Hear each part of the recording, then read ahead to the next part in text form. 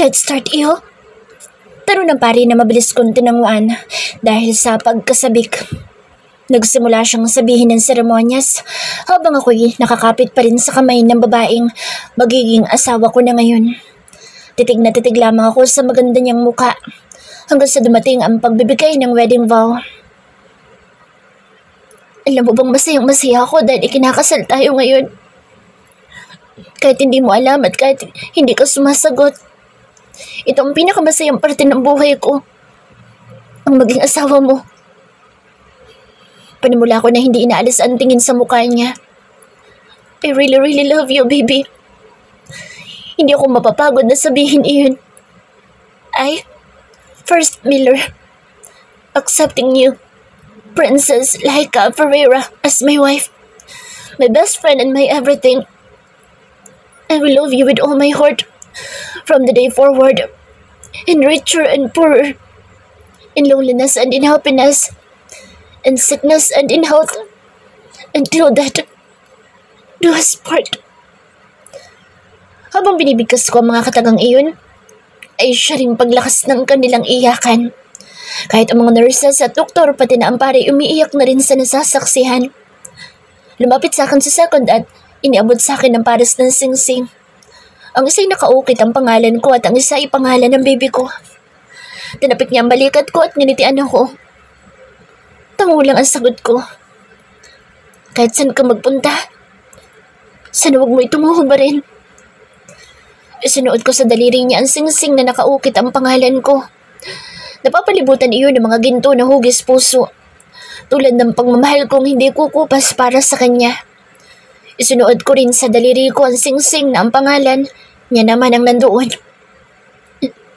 You may kiss the bride. Rinig kong tugon ng pari. Hinalikan ko ang palad niyang hawak ko at pinilit na tumayo upang halikan ang tapat ng kanyang mask at pisngi. Ilang sandaling pumaibabaw ang mga iyakan bago lumapit sa akin ng mga nurse. Hindi ko pa rin binibitawan ang kamay niya. Kailangan na po simulan ng operasyon, sabi nila. Saka lamang ako lumingon at doon ko na malayang nagsisilabasan na sila. Kami na lang ang natitira. Tumango ako at humalik sa asawa ko. Napangiti ako. Asawa ko. Ang sarap sa pakiramdam na asawa na kita. Inalalayan ako ng mga nurse na mahiga sa katapat ng hospital bed na kinahihigaan ng asawa ko. Pwede bang mas ilapit niyo ako sa kanya habang ongoing ang operation? Hawak kong kamay niya. Pakiusap ko. Nagkatinginan muna ang mga ito bago tumango. Muli kong hinawakan ng mahigpit ang mga palad niya nang mahiga na ako. Huwag niyong aalisin ang kamay namin hanggat hindi pa tapos ang operation. Tumango ulit sila. Sa uling pagkakataon ay sumulyap ako sa baby ko. Kay Princess Laika ko. Sa asawa ko. Kapag wala na ako, pakisabi huwag na huwag aalisin ang singsing na nasa daliri ko. Kahit ililibing ng katawan ko, gusto kong kasama ko ang isang bagay na patunay na asawa ko siya. Bulong ko. Ngunit alam kong narinig yun ng mga tao dito sa operating room. Mas lalong humigpit ang hawak ko sa palad niya nang turukan ako ng anesthesia. I love you. Till that do us part, my wife. Ihintayin kita doon. Doon muling tumulo ang aking mga luha. After 2 years. Laika's person-over voice. Mom, come over here. Sigaw ni Lian habang nakakunot noong nakatingin sa akin nang makababa ako ng sasakyan. Masayang pagkakangiti ko habang nakahawak sa tapat ng aking dibdib kung nasaan ang puso ko. It's been 2 years simula na mangyari ang lahat. Nalaman ko ang sakripisyong ginawa niya para lang mabuhay ako. Isang bagay na malungkot sa parte ko pero kailangan kong tanggapin dahil wala na akong magagawa. Iisa na ngayon ang mga puso namin. Malungkot, mahirap, masakit. Sa dami ng pagsubok sa buhay, hindi ko akalain na magagawa ko pang ngumiti ngayon. At alam kong isa ang anak ko sa dahilan. Hindi pa rin kasi ako sanay na tinatawag ako ni Lian na Mom, Mommy, or Me. Naninibago pa rin ako sa sayang nararamdaman ng kalooban ko dahil tanggap niyang ako ang tunay niyang ina. Kahit na halos magkapatid lang kami kung titingnan. Iniluwal ko siya sa murang edad kaya ngayon ay mukha na siyang dalaga. Nakatulala ka na naman. Nayayamot niyang tugon nang muling lumapit sa akin. Minsan talaga kung magsalita siya ay parang hindi niya ako ina dahil na rin sa kasungitan at pagiging bugnutin niya tulad ng kanyang ama. Dahil sa pagsagi ng nakakunot noong mukha ng lalaking minahal ko, buong buhay ko, sa aking isipan, ay napahaplos ako sa daliri ko kung saan nakaukit ang pangalan niya sa isang singsing. Wedding ring namin na ni minsan ay hindi ko hinubad simula nang magkamalay ako at mawala ang sakit sa puso dahil sa pag-undergo sa heart transplant. Kinasal kami ng hindi ko alam pero kahit ganoon ay napakasaya ko. Hindi ako nagsisisi na natali ako sa kanya dahil alam kong hindi na ulit ako magmamahal ng higit pa sa pagmamahal ko sa isang first Miller. Mananatili siya sa puso't isip ko. Lumipas man ang napakaraming taon na nabubuhay ako sa mundo. Mom, umiti ka naman. Nag-promise ako kay Daddy na palagi kitang pangingitiin. Ungot ng anak ko na nakalapit na pala ulit sa akin. Napahalakak ako dahil sa pagiging demanding niya. Okay. Hindi mo naman kailangan mapikon. Kinurot ko ang pisngi niya na agad niyang iniwasan. Tuluyan ako sumunod sa kanya. Sa pagpasok sa private cemetery pagkatapos kong kunin ang binili naming bulaklak na nasa backseat.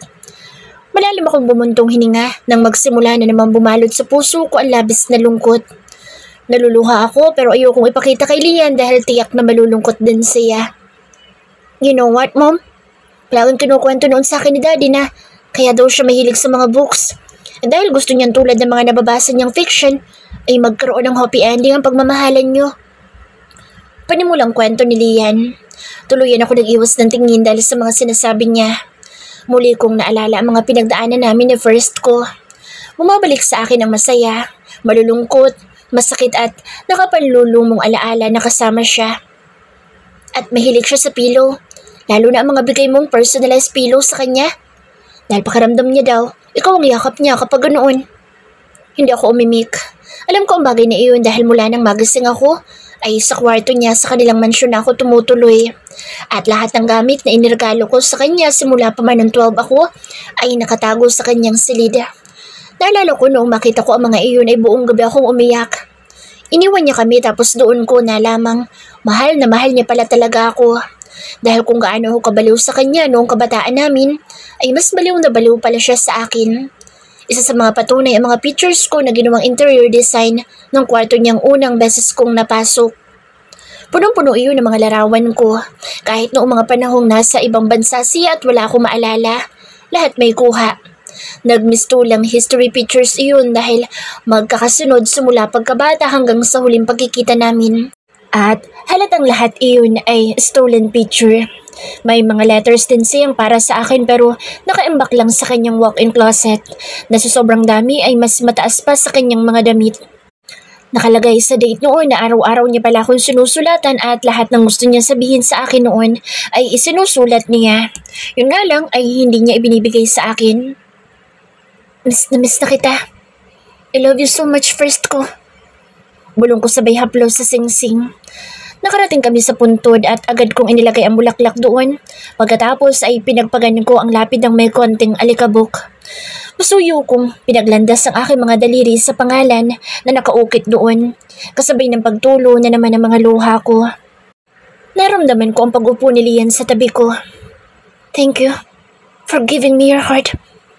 Umawa ako sa dibdib ko habang malungkot na nakangiti. Don't cry, Mom. Everything will be alright. Nandito pa naman ako. Niyakap ako ng anak ko. Mabuti pa siya. Napakatapang niya kapag ganitong sitwasyon ang kinakaharap. Mas lalong lumalabas ang pagiging matured niyang mag-isip kapag ito ang usapan. Ilang sandali kami nasa ganoong sitwasyon habang panay pa rin ang iyak ko nang may maglapag ng panibagong punpun ng bulaklak sa harap din mismo ng lapida, katabi ng bulaklak na dala namin. Mabilis kong pinunasan ang mga luha ko at nakangiting bumaling sa taong kadarating lang. It's been 2 years, kaya hindi mo na dapat siya iniiyakan. Seryosong tugon ni Angela. Kahit na, malaking pasasalamat ko sa best friend mo. Dahil kung hindi dahil sa kanya, wala ko dito tuluyang mawawala lalaking mahal ko. Doon ko nakita ang kanyang pagngiti ngunit ang mga mata ay malungkot. Sa bawat pagdalaw ko sa puntod ni Mary, ang kanyang matalik na kaibigan ay madalas namin siyang makasabay. At sa mga ganitong pagkakataon ko lang siya nakikitaan ng emosyon. Ang kanyang patunay kung gaano niya kamahal ang kaibigan niya. Tinabi ko ang Bermuda grass sa bakanteng nasa tabi ko para paupuin siya na agad niya namang sinunod. Sandali kami minalot ng katahimikan habang pare-parehong nakatingin sa pangalan na nakaukit sa lapida. Mary Alegria. Alam mo ba kung bakit pinili kong i-donate ang puso ng kaibigan ko nang malaman pwede iyong makatulong sa buhay ng isang tao? Pagbasag ni Angela sa katahimikan, umiling ako. Dahil nakita ko kung gaano kakamahal ng asawa mo. Nasa kabilang operating room kami noon habang kayo ay nasa isa pa. Nakita ko ang pagpapakasal niya sa inyong dalawa at kung paano siya umiyak bago humiga sa hospital bed ng operating room. Nag-iwas siya ng tingin nang magsimulang mamula ang kanyang mga mata. Handa siyang literal na ibigay ang puso niya sa'yo. Mabuhay ka lang. At dahil sa ginawa niya, ay naalala ko ang best friend ko na mula pagkabata ay kaming dalawa na magkasama dahil pareho kaming lakas sa lansangan at walang mga magulang. Nakikinig lamang ako pero hindi ko napigilan ang mga luha ko sa pagbagsak. Nagpakamatay siya. Napasingap ako sa sunod niyang mga sinabi. Hindi ko alam ang bagay na iyon dahil sa 2 taon namin na nagkikita at nagkakasabay sa puntod na ito ay ngayon lang niya ako kinausap ng mahaba-haba. At noong magtanong naman ako ng magising sa ospital kung sino naging heart donor ko, ay pangalan lang ay binigay at hindi detalyado. Nagmahal siya na isang lalaking hindi siya kayang mahalin pabalik. At dahil hindi niya matanggap, kaya pinili niya ang tumalon sa mataas na building para wakasan ang buhay niya. Mahal na mahal niya ang lalaking iyon dahil nagawa niya akong iwan para lang mawala ang sakit dahil sa sobra niyang pagmamahal. Tulad ng asawa mo, pero iba nga lamang dahil ang sa kanya one-sided love. Samantalang kayo, mahal niyo ang isa't isa.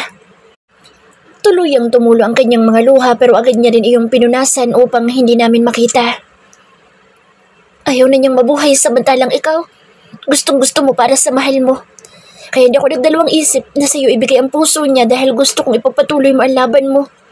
Hindi tulad niya na subuko agad. Sinong lalaki? Umiling siya ng ilang ulit at tumayo. Malungkot siyang ngumiti. Una na ako. Yun lang, at tuluyan na siyang lumayo. Hindi na lumingon pa. Pumaling ako sa puntod at hindi ko mapigilang muling malungkot. Pakiramdam ko na katadahanang mawala siya para lang mabuhay ako. Pakiramdam ko ako may kasalanan kung bakit nawala siya dahil yun ang naging way ni Lord para mabuhay ako. Sabi nga nila, kapag may malaki kang kahilingan, maaari mo iyong makuha pero ang iba ang mawawalan. Let's go now, Mommy. Tumango ako sa paanyaya ni Lian. Saka namin nilisan ang lugar. Hindi ito ang huli namin pagpunta dahil kahit anong mangyari ay malakang utang na loob ko sa kanya dahil pumayag siyang ibigay sa akin ang buhay niya. Magandang tanghali, Mom. Salubong sa amin ni Kuya Ando nang makababa kami galing sa sasakyan. Magandang tanghali rin, Kuya Ando. Nananghalian na po ba kayo? Tanong ko. Nakangiti siyang umiling. Ilang minuto pa naman po bago mag-break kaya mamaya pa kami kakain. Tumango ako.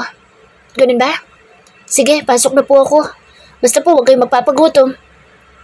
Yes, ma'am. Napakabait niyo po talaga. Tuwang-tuwang sabi niya nang initian ko na lang saka nagtuloy-tuloy na ang papasok sa mansyon ng mga Miller. Hindi na ako nagtakang wala na sa tabi ko si Lian dahil siguradong nauna na iyon dahil sa pagiging mainipin.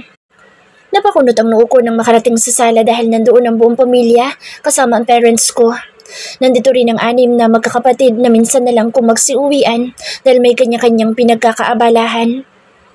Anong meron? Takang tanong ko nang makalapit at mabilis namang napabaling sa akin ang atensyon nila na may pare-parehong lungkot sa mga mata.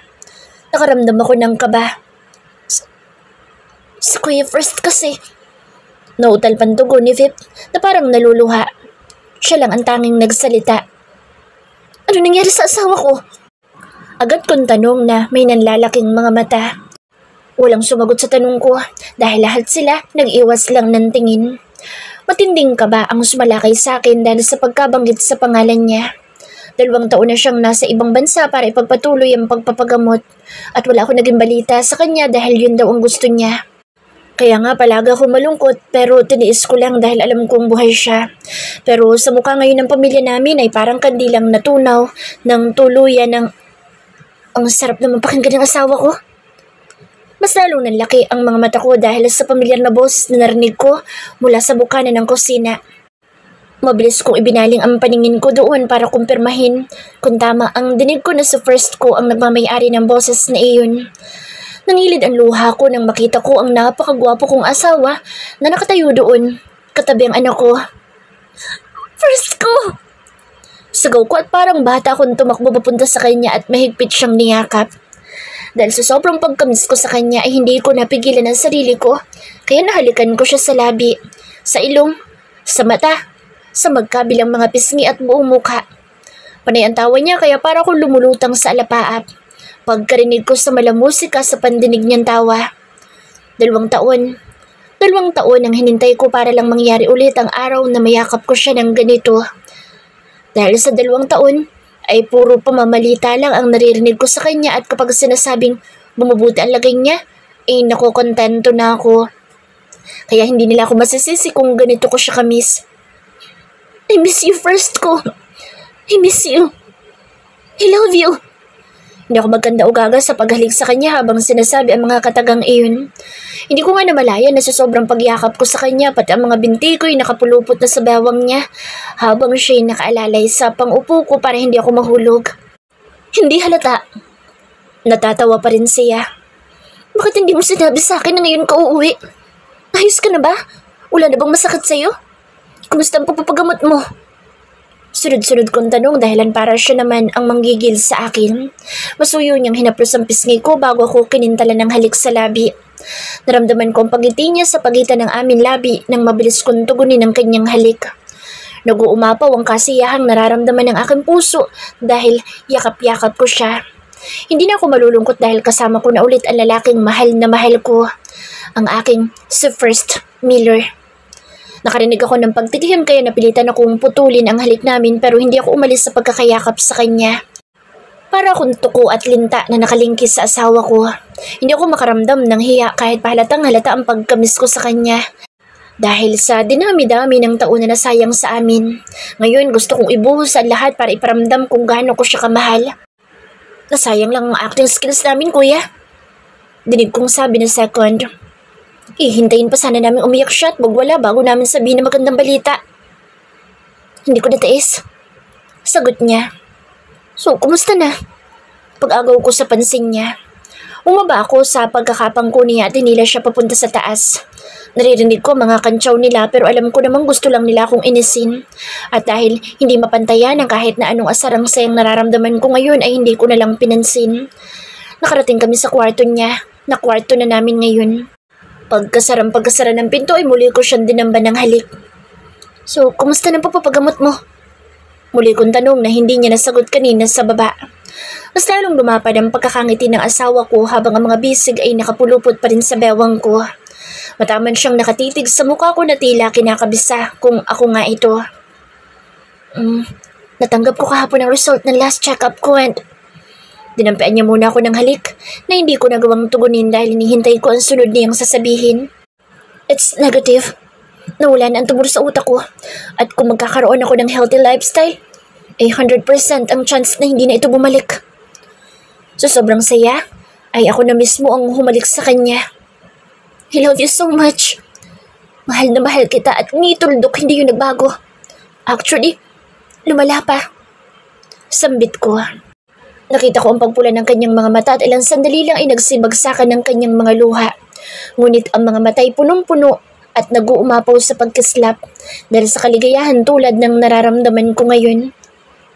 I love you too, my Princess Laika Ferreira Miller. My baby. Sa buhay pag-ibig, hindi puro saya lang ang mararamdaman. Mararanasan mo rin ang lumuha at masaktan na tipong hindi na kaya ng puso mo ang labis-labis na sakit. Pero kung talagang totoo ang pagmamahal mo sa isang tao, kayang-kaya mong hamakin ang lahat para sa kanya. Kayang-kaya mong gumawa ng mga bagay na akala mo'y hindi mo kaya. Love is the most powerful feeling in this world. Tuturuan kang lumaban o magparaya, mabigo at lumuha. Ngunit sa huli, kung para kayo talaga ang sa isa't isa, anumang pagsubok ang dumating, sa bandang huli ay kayo pa rin. Tulad ko na minsay isang 12 anyos na umibig sa murang edad. Nadapa, nasaktan, nakalimot, sumaya at nadurog. Pero sa bandang huli, heto ako, punong-puno ng ligaya dahil sa pagmamahal ko sa isang lalaking nagngangalang First Miller. First person over voice. Hey baby, huwag pupunta sa malalim ha? Paalala ko sa misis kong parang batang nagtatatakbo papunta sa tubig ng dagat. Nakapamewang siyang humarap sa akin habang ang mga nguso ay nanunulis. Ang ganda talaga ng misis ko, kahit mas dinaig pa ang sanggol sa pagiging isip bata. First ko naman, di na ako bata. Reklamo niya. But still, you're my baby. Sagot ko. Salihan na lang pagsabihan mo dahil siyang anak mo. Sabay turo niya sa anak kong nagja-jetski kasama ang mga kapatid ko. Princess-like ako. Mas mature mag-isip ang dalaga natin kaysa sa'yo. Biro ko. Natuwa ko sa reaksyon niyang mas lalong nalukot ang muka. Kahit na, asawa mo kaya ako. Hindi anak, kahit madalas na pagkamalang ganun nga. Nagpapadyak siyang naglakad palayo at hindi na tumuloy sa paglalaro sa tubig. Napapangiti akong tumakbo papalapit sa kanya. Walang araw na lumipas na hindi siya umaakto ng ganito pero wala ring araw na nagsawa akong suyuin siya. Masyado kong mahal ang isip bata ko, misis, para makaramdam ng inis sa tuwing lumalabas ang pagkaisip bata niya. Literal na bata pa siya noon nang minahal ko siya. Kaya tanggap ko kung ano siya ngayon. Mas gusto ko nga ito dahil pakiramdam ko matagal kaming tatanda. So, mas matagal pa magiging pagsasama namin at mas matagal pa na panahon kung paano ko maipapakita kung gaano ko siya kamahal. Princess-like ako naman. Gusto ko lang na mag-iingat ka. Tugon ko nung sa wakas ay maabutan siya.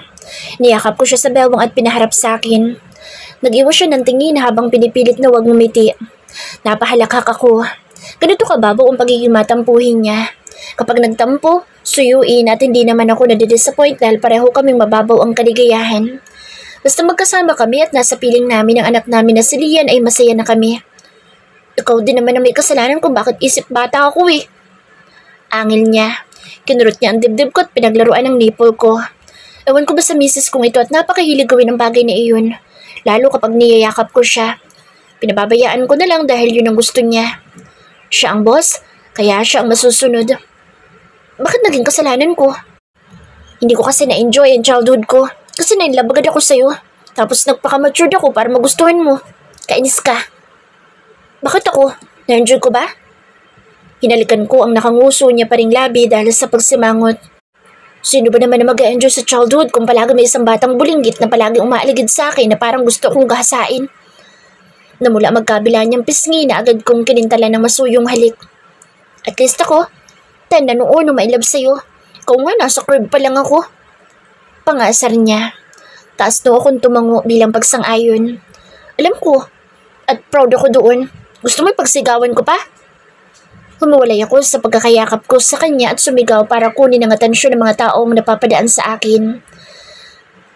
Ladies and gentlemen, can you please listen to me in just a minute? Nagsitigil naman sila. Naramdaman ko ang paghila ng misis ko sa braso ko para pigilan ako sa gusto kong gawin pero hindi ako nagpaawat. Gusto kong ipagsigawan sa lahat kung gaano ko siya minahal. Minamahal at mamahalin ng mas malalim sa pagmamahal ko ngayon para sa kanya.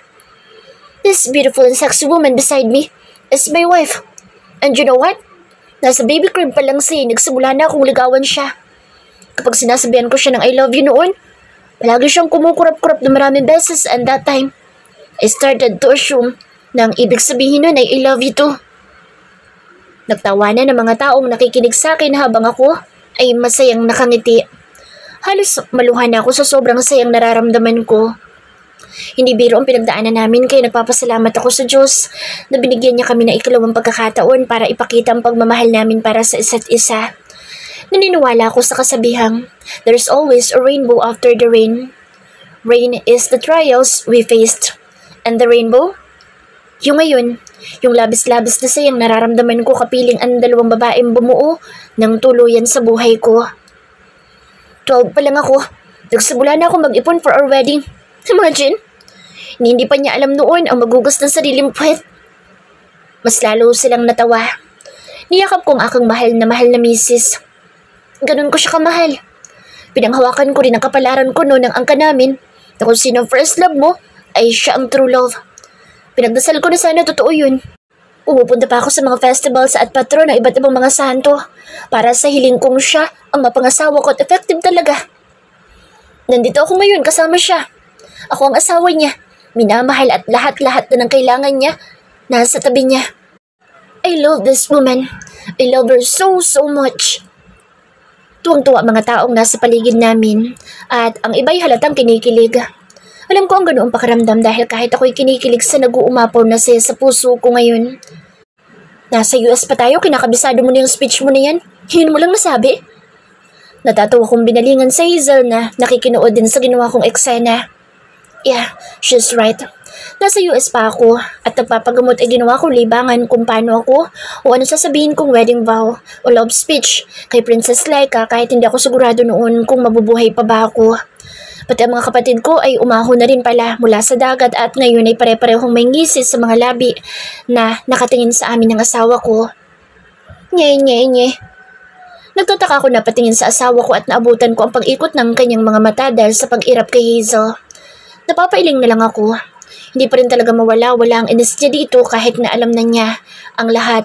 At kita niya kung gaano na ito kasaya sa asawa nitong sa Alex at Christoph na anak nila. Sulosa kasi masyado ang Princess Laika ko pero imbes na mainis ay mas lalong lumalim ang pagmamahal ko sa kanya. Dahil alam ko, nagseselos siya kasi mahal niya ako. Dapat akong kabahan kung hindi na siya magselos dahil ibig sabihin hindi na niya ako mahal. Na malabong mangyari dahil hindi ko hayaan na dumating ang puntong iyon. Princess ko naman, may asawa na yung tao, nagseselos ka pa rin. Tinaasan niya ako ng kilay habang naniningkit ang mga mata. Napapakamot na lang ako sa bato ko dahil kita ko sa reaksyon niya na na-misinterpret niya ang sinabi ko. Lalabas na pinagtatanggol ko sa Hazel. May dapat ba akong pagsilosan, Mr. Miller? Seryoso niyang tanong. Natatawang agad kong itinaas ang dalawa kong kamay para sabihin suko na ako. Wala, Mrs. Miller. Napakasarap sa pakiramdam na natatawag ko siya gamit ang apelyido ko. I love calling her Mrs. Miller. Princess Laika, baby, at kahit anong endearment na para sa iba'y kabaduyan. But no, when you feel the magic of love, hindi mo mamamalayang nagiging baduy ka na. Mabuti. Muli siyang tumalikod at bubulong-bulong na naglakad na sinundan ko ulit. Ayokong paglinhan ng Maria Clara na yun. Natigilan ako dahil sa narinig ko. What do you mean paglinhan? Nagkanda utal-utal pa ako sa pagtatanong. Salubong ang mga kilay na humarap ulit siya sa akin. Nakahalukip-kip at parang toro na handang sumibat. Pinaglilinhan? May sinabi ba kung ganun? Pagmamaang-maangan niya pero hindi makatingin sa akin. I know her. Hindi siya makatingin sa mga mata ko kapag nagsisinungalin. Are you pregnant? Ano naman kung buntis ako? Hindi ikaw ang ama nito, no? Princess Laika Ferreira Miller, I'm warning you. Sagutin mo ang tanong ko. Puno ng diing tugon ko. Alam ko namang kaya niya nasasabi iyon dahil nagsiselos siya. Pero lang napakasakit sa pandinig kahit hindi totoo. Hindi ko siguro makakaya kapag nangyaring may ibang lalakang asawa ko. Makakapatay ako. I swear, papatayin ko ang lalaki para hindi na makalapit sa asawa ko dahil alam ko sa sarili ko na hindi ko kayang sakta ng misis ko. Huwag mo akong ginagamitan ng ganyan tono, First Miller. Kung ayaw magkandaletsa-letsa tayo dito, ha? Asik niya. Napahilamos na lang ako sa mukha at ilang ulit na huminga ng malalim para kalmahin ang sarili. Hindi ako mananalo sa kanya. Takot ko lang na hiwalayan ako ng babaeng ito dahil sa pagiging isip bata. Isa pa, hindi ko dapat sabayan ng inis ang selos niya dahil talagang hindi kami magkakaayos. Princess ko, sorry na okay? Come here. Hindi siya natinag kaya ako na lumapit at mahigpit siyang niyakap. Sorry na kung nainis ako. Wala kang dapat na ikaselos kay Hazel dahil kung may gusto ako sa kanya, edi sana noon pa lang na gusto niya pa ako, naging kami na. Pero hindi Ikaw ang mahal ko kaya wala akong balak na tumingin sa ibang babae. Masyado kaya kitang mahal para ipagpalit lang. Sila lumalapit pero wala akong balak na pansinin sila dahil ikaw palang sobra-sobra na. Hinalikan ko ang noo niya. Aanin ko ang ibang babae kung ikaw naman ang mahal ko. Sorry na, huwag ka na magalit at huwag ka na magsasalita ng ganun ha. Masakit kasi Hindi ko napigilan ang paglabas ng mga luha sa aking mga mata. 1 linggo pa lang simula na may kasal kami sa simbahan at nandito kami ngayon sa Miller Resort dahil sa honeymoon namin at bonding na rin ang aming pamilya. Ayokong ganito kami dahil mas gusto ko yung masaya lang. Sabi ng doktor, sa hormones daw yun eh. Ayoko mang mainis at magselos, hindi ko mapigilan eh. Rason niya pero ang boses ay bakas ang hiya. Buntis ka nga? Para ko mauubusan ng hininga habang hinihintay ang magiging sagot niya. Tatanong mo pa? Ikaw kayong araw-arawin. Tingnan ko lang kung di ka mabuntis. Sagot niya. Mas lalong humigpit ang pagkakayakap ko sa kanya at ang luha ko ay mas lalong dumagsa. Sobra-sobra ang sayang lumukob sa akin dahil sa kaalamang buntis na ulit ang asawa ko. Magkakaroon ako ng pagkakataon na bantayan siya, ibigay ang mga pagkain at bagay na paglilinhan niya na hindi ko nagawa noon. I love you first, Miller. Mahal na mahal na mahal na mahal na mahal kita. Puro ng sayang sabi ng misis ko. Saka ko kinintala ng mariin na halik sa labi. Mabilis ko ipinulupot ang aking mga braso sa kanyang bewang upang hindi siya mabuwala. Mula sa pagkakatingkayan para mahalikan ako. I love you too, Mrs. Princess Laika Ferreira Miller. Mas mahal na mahal na mahal na mahal na mahal na mahal din kita. Wala na akong mahihiling pa. Basta nandito ang aking misis at ang aming mga anak at pamilya. Kontento na ang buhay ko. Alam kong hindi madali ang pagdadaanan namin bilang mag-asawa dahil parte iyon ng pagiging isa. Pero alam kong kahit anumang pagsubok ang dumating, ay malalagpasan namin. Because I love her and she loves me. We love each other. Sabi nga sa Bible, love never fails. So, if it fails, it wasn't love. Our love never fails because it is true love.